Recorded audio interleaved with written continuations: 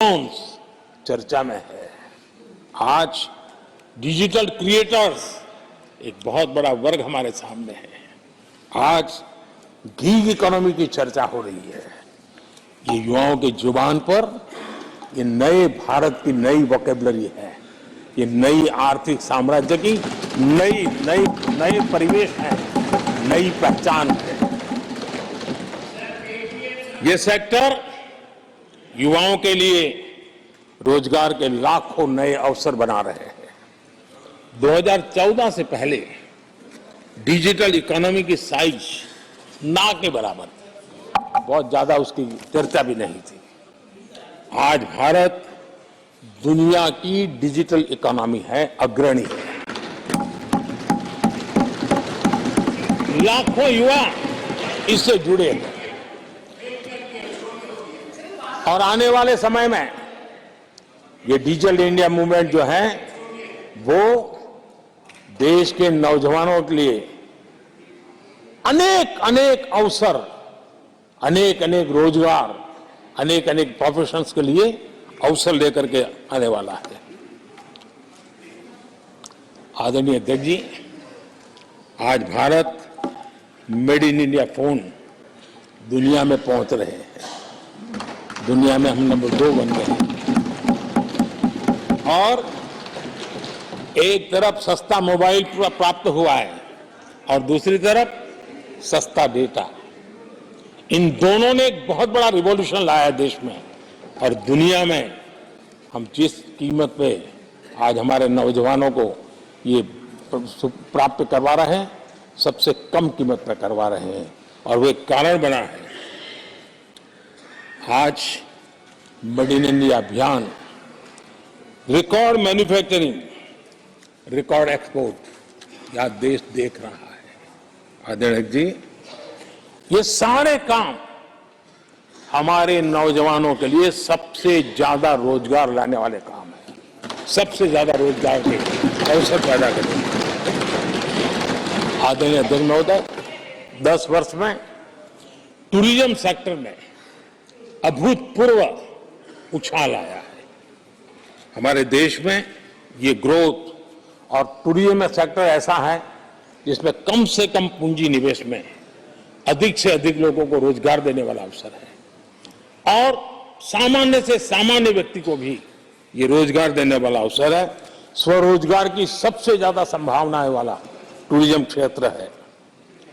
10 वर्ष में एयरपोर्ट 2 गुने बने। भारत सिर्फ एयरपोर्ट बने ऐसा नहीं है, भारत दुनिया का तीसरा बड़ा डोमेस्टिक एविएशन सेक्टर बना, दुनिया के तीसरा बड़ा। हम सबको खुशी होनी चाहिए। भारत की जो एयरलाइंस कंपनियां हैं उन्होंने 1000 नए एयरक्राफ्ट के ऑर्डर दिए। देश में 1000 नए एयरक्राफ्ट, और जब इतने सारे हवाई जहाज ऑपरेट होंगे, सारे एयरपोर्ट कितने धमधमते होंगे, कितने पायलट्स की जरूरत पड़ेगी, कितने हमें क्रू मेंबर चाहिए, कितने इंजीनियर चाहिए, कितने ग्राउंड सर्विस के लिए लोग चाहिए। यानी रोजगारी के एक नए क्षेत्र खुलते जा रहे हैं। एविएशन सेक्टर भारत के लिए एक बहुत बड़ा नया अवसर बनकर के आया है।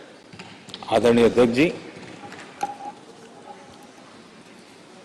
हमारी कोशिश नहीं है कि इकोनॉमी को हम फॉर्मलाइज करने की दिशा में मजबूती से कदम उठाएं। युवाओं को नौकरी भी मिले, सोशल सिक्योरिटी भी मिले। इन दोनों को लेकर के और आपने जिन बातों के आधार पर हम निर्णय करते हैं और देश में भी माना जाता है, वो एक होता है डाटा ईपीएफओ का। ईपीएफओ में जो रजिस्टर होता है 10 साल में करीब 18 करोड़ नए सब्सक्राइबर आए और वो तो सीधा पैसों से जुड़ा खेल होता है, उसमें फर्जी नाम नहीं होते हैं। मुद्रा लोन पाने वालों में 8 करोड़ लोग ऐसे हैं जिन्होंने जीवन में पहली बार कारोबार अपना शुरू किया है, बिजनेस। और जब मुद्रा लोन लेता है तो खुद तो रोजगारी पाता है, एक या दो और लोगों को भी रोजगारी देता है, क्योंकि उसका काम ऐसा होता है। हमने लाखों स्ट्रीट वेंडर्स को सपोर्ट किया है। 10 करोड़ महिलाएं एसएचजी से जुड़ी, जैसा मैंने कहा, 1 लाख लखपति दीदी 1 करोड़, ये अपने आप में बहुत। और मैंने जैसे कहा, हम 3 करोड़ के टारगेट को। आदरणीय अध्यक्ष जी, कुछ आंकड़े हैं जो अर्थशास्त्री समझते हैं, नहीं सामान्य मानवी भी समझता है। 2014 से पहले के 10 वर्षों में इंफ्रास्ट्रक्चर के निर्माण में करीब करीब 12 लाख करोड़ का बजट था। 10 साल में 12 लाख करोड़। बीते 10 वर्षों में इंफ्रास्ट्रक्चर निर्माण के अंदर बजट 44 लाख करोड़, 44 लाख करोड़। रोजगार कैसे बढ़ते हैं इससे समझ आता है। आदरणीय अध्यक्ष जी, इस राशि से जितनी बड़ी मात्रा में काम हुआ है, उसके कारण इतने लोगों को रोजी रोटी मिली है, इसका आप अंदाज कर सकते हैं। हम भारत को मैन्युफैक्चरिंग का, रिसर्च का, इनोवेशन का हब बने, उस दिशा में देश की युवा शक्ति को प्रोत्साहित कर रहे हैं, व्यवस्थाएं विकसित कर रहे हैं, आर्थिक मदद के योजनाएं बना रहे हैं। आदरणीय अध्यक्ष जी, एनर्जी के क्षेत्र में हम हमेशा डिपेंडेंट रहे। एनर्जी के सेक्टर में हमें आत्मनिर्भर होने की दिशा में बहुत कुछ करने की आवश्यकता है, और हमारी कोशिश है ग्रीन एनर्जी की तरफ। हाइड्रोजन को लेकर के हम बहुत बड़ी मात्रा में आगे बढ़ रहे हैं, उसमें अभूतपूर्व निवेश। उसी प्रकार से दूसरा क्षेत्र है जिसमें भारत को लीड लेनी होगी, वो है सेमीकंडक्टर। पिछली सरकारों ने जितने प्रयास किए लेकिन सफलता नहीं मिली। अब हम जिस स्थिति में पहुंचे हैं, मैं विश्वास से कहता हूं कि हमारे 3 दशक खराब भले हो गए, लेकिन आने वाला समय हमारा है।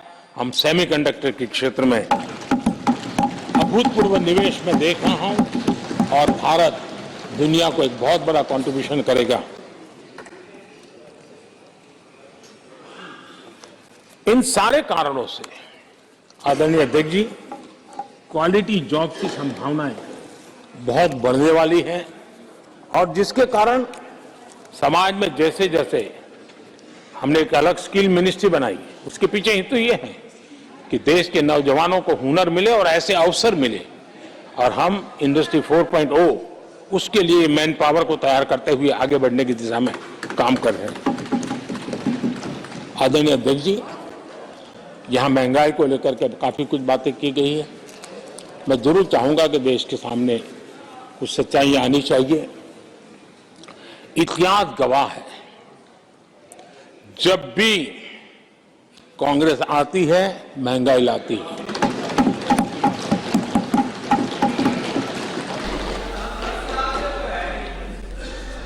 मैं कुछ वक्तव्य इस सदन में आज कहना चाहता हूं,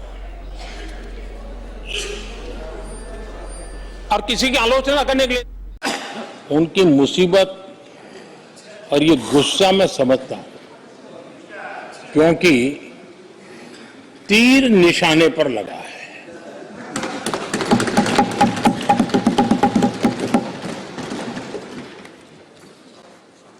भ्रष्टाचार पर एजेंसियां एक्शन ले रही हैं, उसको लेकर भी इतना गुस्सा, क्या क्या शब्दों का प्रयोग किया जा रहा है।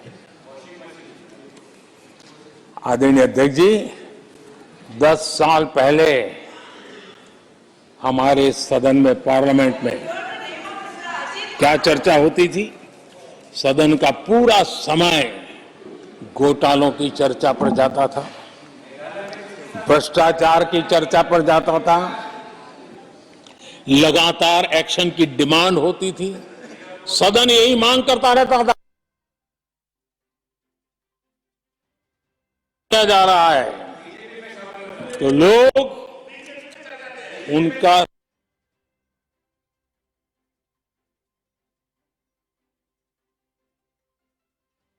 जी, इनके समय में एजेंसियों का सिर्फ और सिर्फ राजनीतिक उपयोग के लिए नहीं दिया जाता था।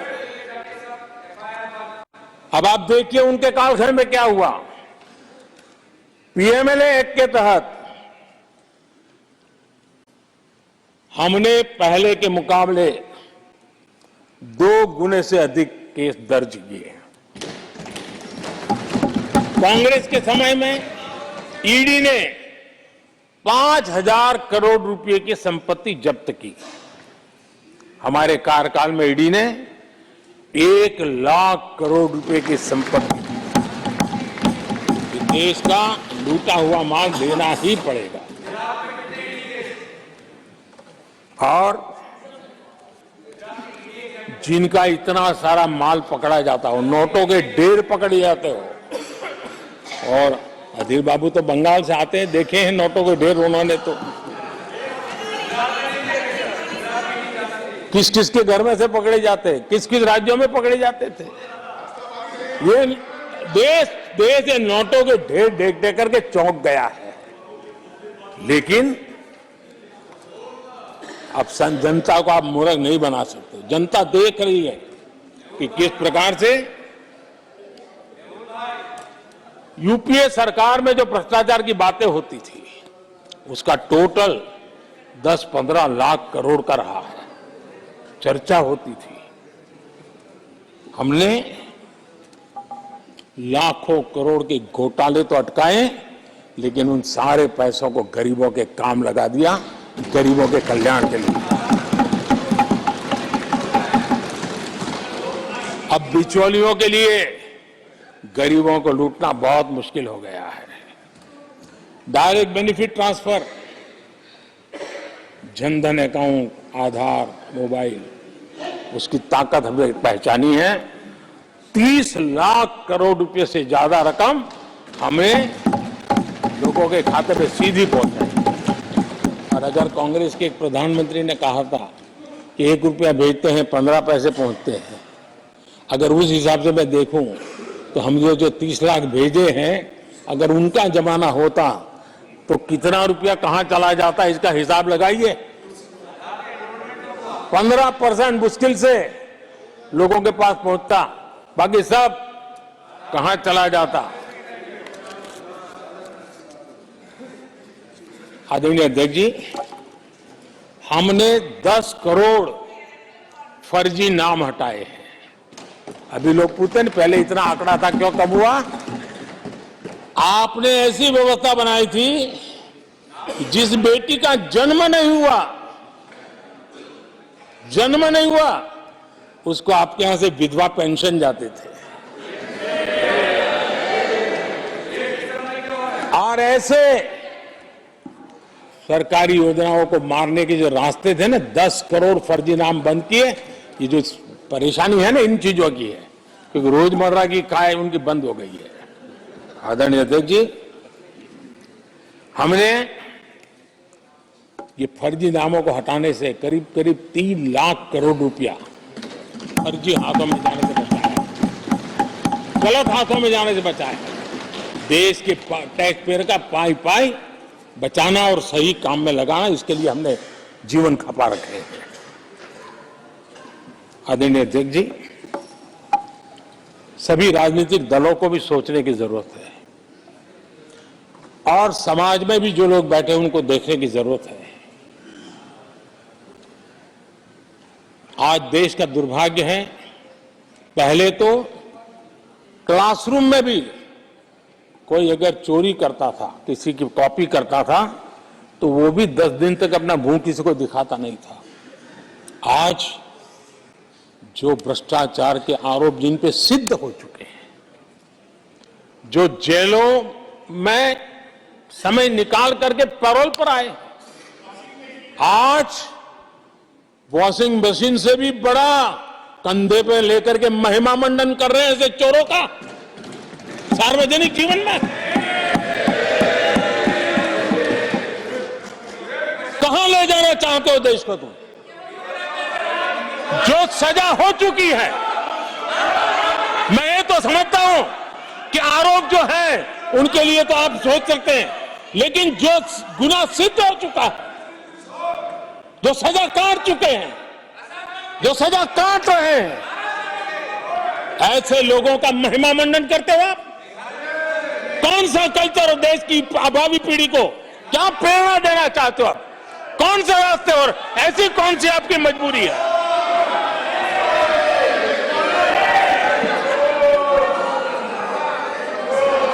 और ऐसे लोगों का महिमा मंडन किया जा रहा है, उनको महान बताया जा रहा है।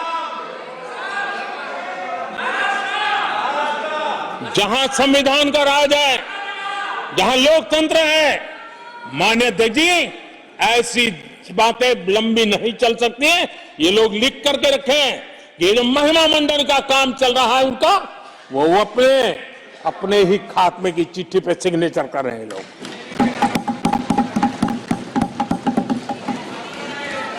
आदरणीय अध्यक्ष जी, जांच करना ये एजेंसियों का काम है। एजेंसियां स्वतंत्र होती हैं और संविधान ने उनको स्वतंत्र रखा हुआ है, और जज करने का काम न्यायाधीश का है। जज करने का काम न्यायाधीश का है और वो अपना काम कर रहे हैं। और अध्यक्ष जी, मैं इस पवित्र सदन में फिर से दोहराना चाहूंगा, जिसको जितना जुल्म मुझ पर करना है कर ले, मेरी भ्रष्टाचार के खिलाफ लड़ाई चलती रही। जिसने देश को लूटा है उनको लौटाना पड़ेगा, जिन्होंने देश को लूटा है उनको लौटाना पड़ेगा। ये मैं देश को इस सदन की पवित्र जगह से वादा करता हूं। जिसको जो आरोप लगाना है लगा लें, लेकिन देश को लूटने नहीं दिया जाएगा, और जो लूटा है वो लौटाना पड़ेगा। आदरणीय अध्यक्ष जी, देश सुरक्षा और शांति का एहसास कर रहा है। पिछले 10 वर्ष की तुलना में सुरक्षा के क्षेत्र में देश आज वाकई सशक्त हुआ है।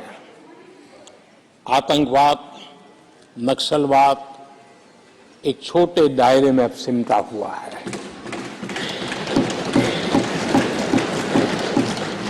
लेकिन भारत की जो टेररिज्म के प्रति जीरो टॉलरेंस नीति है, आज पूरे विश्व को भी भारत की इस नीति की तरफ चलने के लिए मजबूर होना पड़ा। भारत की सेनाएं सीमाओं से लेकर के समंदर तक अपने सामर्थ्य को लेकर के आज भी ठाक है। हमें हमारी सेना के पराक्रम पर गर्व होना चाहिए। हम कितना ही उनके मोरल तोड़ने की कोशिश करें, मुझे मेरी सेना पर भरोसा है। मैंने उनके सामर्थ्य को देखा है। कुछ राजनेता सेना के लिए हल्के फुल्के शब्द बोल दें, इससे मेरे देश की सेना डिमोरलाइज होगी, ये सपनों में कोई रहते तो निकल जाए। देश के मूड को वो खत्म नहीं कर सकते, और किसी के एजेंट बन करके इस प्रकार की भाषा अगर कहीं से भी उठती है, देश कभी स्वीकार नहीं कर सकता है। और जो खुलेआम देश में अलग देश बनाने की वकालत करते हैं,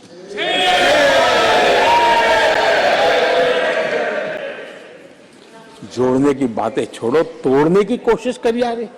आपके अंदर क्या पड़ा हुआ है?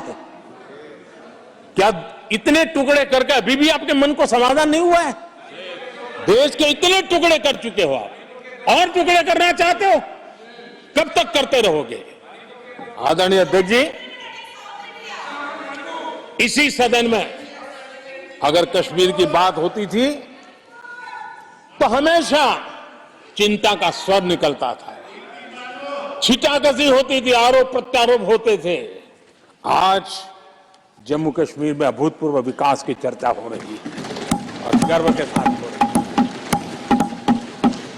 पर्यटन लगातार बढ़ रहा है, G20 समिट होती है वहां, पूरा विश्व आज उसकी सराहना करता है। आर्टिकल 370 को लेकर के कैसा हुआ बना के रखा था। कश्मीर के लोगों ने जिस प्रकार से उसको गले लगाया है, कश्मीरी जनता ने जिस प्रकार से गले लगाया है, और आखिर के ये समस्या किसकी देन थी? किसने देश के माथे पर मारा था? किसने भारत के संविधान के अंदर इस प्रकार की दरार करके रखी हुई थी? आदरणीय अध्यक्ष जी, अगर नेहरू जी का नाम लेते हैं तो उनको बुरा लगता है, लेकिन कश्मीर को जो समस्याएं झेलनी पड़ी उसके मूल में उनकी ये सोच थी और उसी का परिणाम है देश को भुगतना पड़ा। जम्मू कश्मीर के लोगों को, देश के लोगों को नेहरू जी की गलतियों का बहुत बड़ी कीमत चुकानी पड़ी है। आदरणीय अध्यक्ष जी, वो भले गलतियां करके गए, लेकिन हम मुसीबतें झेल करके भी गलतियां सुधारने के लिए हमारी कोशिश जारी रखेंगे। हम रुकने वाले नहीं हैं। हम देश के लिए काम करने के लिए निकले हुए लोग हैं। हमारे लिए नेशन फर्स्ट है। आदरणीय अध्यक्ष जी, मैं सभी राजनीतिक दलों के नेताओं से आग्रह करूंगा, सभी माननीय सदस्यों से आग्रह करूंगा, भारत के जीवन में एक बहुत बड़ा अवसर आया है। वैश्विक परिवेश में भारत के लिए बड़ा अवसर आया है। एक नए आत्मविश्वास के साथ आगे बढ़ने का अवसर आया है। राजनीति अपनी जगह पे होती है, आरोप प्रत्यारोप अपनी जगह पर होता है, लेकिन देश से बढ़कर कुछ नहीं होता है। और इसलिए आइए मैं निमंत्रण देता हूं आपको, कंधे से कंधा मिलाकर के हम देश के निर्माण के लिए आगे बढ़े। राजनीति में किसी भी जगह पर रहते हुए भी राष्ट्र निर्माण में आगे बढ़ने में कोई रुकावट नहीं आती। अब इस राह को मत छोड़िए। मैं आपका साथ मांग रहा हूं, मां भारती के कल्याण के लिए साथ मांग रहा हूं। मैं विश्व के अंदर जो अवसर आया है उस अवसर को बनाने के लिए आपका साथ मांगता हूं। मैं आपका सहयोग चाहता हूं। 140 करोड़ देशवासियों की जिंदगी को और समृद्ध बनाने के लिए और सुखी बनाने के लिए। लेकिन अगर आप साथ नहीं दे सकते हैं और अगर आपका हाथ ईंटें फेंकने पर ही तुला हुआ है, तो आप लिख करके रखिए, आपकी हर ईंट को मैं विकसित भारत की नींव मजबूत करने के लिए बताऊंगा। आपके हर पत्थर को मैं विकसित भारत के जो सपनों को लेकर के अब चले उसकी नींव मजबूत करने के लिए मैं लगाऊंगा और देश को हम उस समृद्धि की ओर लेके जाएंगे। जितने पत्थर उछालने उछाल लीजिए, आपका हर पत्थर भारत के समृद्ध, भारत के विकसित भारत के सपने को समृद्ध बनाने के लिए हर पत्थर को मैं काम में ले लूंगा। ये भी मैं आपको विश्वास दिलाता हूं। आदरणीय अध्यक्ष जी, मैं जानता हूं साथियों की तकलीफें मैं जानता हूं, लेकिन वो जो कुछ भी बोलते हैं मैं दुखी नहीं होता और दुखी होना भी नहीं चाहिए, क्योंकि मैं जानता हूं ये नामदार है, हम कामदार हैं और हम कामदारों को तो नामदारों से सुनना ही पड़ता है जी। तो नामदार कुछ भी कहते रहें, कुछ भी कहने का उनको तो जन्मजात अधिकार मिले हुए हैं और हम कामदारों को सुनना होता है। हम सुनते भी रहेंगे और देश को सहजते भी रहेंगे, देश को आगे बढ़ाते रहेंगे। आदरणीय अध्यक्ष जी, आपने मुझे इस पवित्र सदन में आदरणीय राष्ट्रपति जी के उद्बोधन को समर्थन करने के लिए बोलने का अवसर दिया। मैं आदरणीय राष्ट्रपति जी के उद्बोधन को समर्थन देते हुए धन्यवाद प्रस्ताव पर आभार व्यक्त करते हुए मेरी वाणी को विराम देता हूं।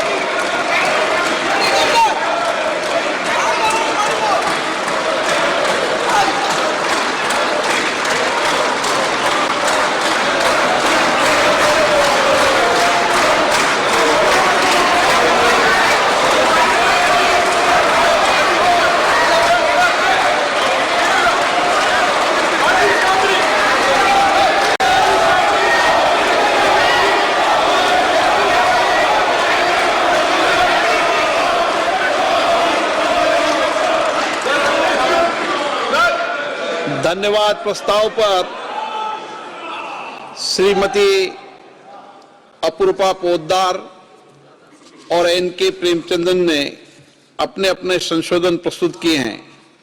अब मैं सभी संशोधनों को एक साथ सभा के मतदान के लिए रखता हूं। प्रश्न है कि माननीय सदस्यों द्वारा प्रस्तुत सभी संशोधनों को स्वीकृत किया जाए।